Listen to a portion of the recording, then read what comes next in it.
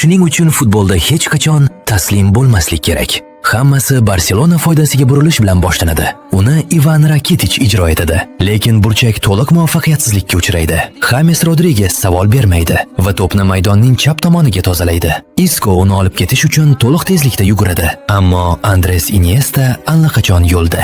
Va bravo, Mascherano xavf yuzaga kelganda orqasida turibdi, ammo Isco taslim bo'lmaydi. Yugurishni davom ettiradi, bor kuchini beradi va deyarli Iniestani quvib yetadi. Bu esa Mascheranoni xavfni oldini olish uchun aralashishga majbur qiladi. Lekin Iniesta to'pga biroz oldin tegib, uni jamoadoshiga qaytarishga harakat qiladi. Bu yerda katta tushunmovchilik bor. Mascherano bu pasni kutmagan va to'pni ushlashga shoshilib, bexosdan Iscoga mukammal imkoniyat beradi. U esa to'pni haqiqiy tulki kabi oladi. Hozirda Isco faqat bitta fikrga ega. Ronaldoni Cristiano tomon chuqur uzatmoqchi, lekin uning uzatmasi butunlay muvaffaqiyatsiz bo'ladi.